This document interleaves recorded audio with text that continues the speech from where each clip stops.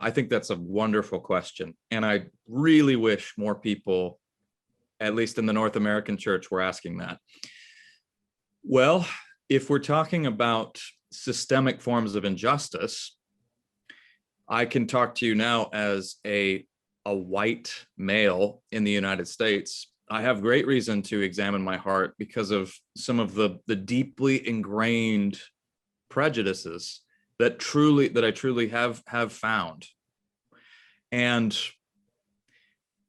part of what critical theory is helpful at doing is showing just how deeply internalized prejudice becomes, and to the point where we're not quite aware that we're doing this, right? So if you're driving through the city, I'm using a personal example here. When I was a teenager driving through Atlanta, and I see somebody walking down the street and it's a fellow Caucasian, I'm probably more at ease. But if it's an African American with the hood up, I almost instinctively reach for the lock on my door. That's problematic. It really is.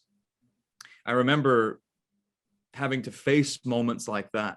I remember a pastor giving a sermon on racism and how deeply ingrained it was in his own heart. He had grown up in the South. The South has an extremely complicated history with African Americans, and he was doing some charity work with his church, and he had become friends with a young African American lady.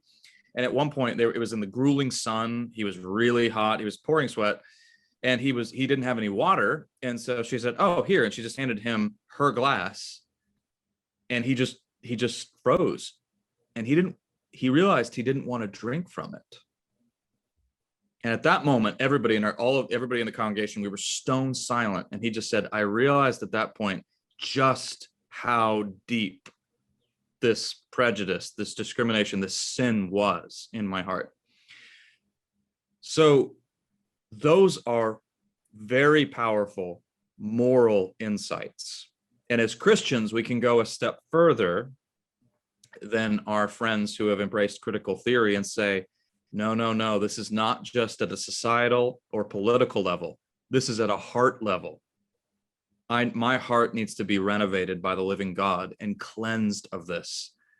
And part of that involves opening your eyes to it.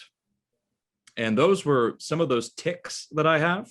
You can call them what you want, microaggressions, whatever terminology you want. What they were manifestations of a deeply internalized sin in my life. I'm not going to just call it prejudice and discrimination. I'm going to call it a sin. And I have critical theory to thank for drawing my attention to that. That's a valid moral insight.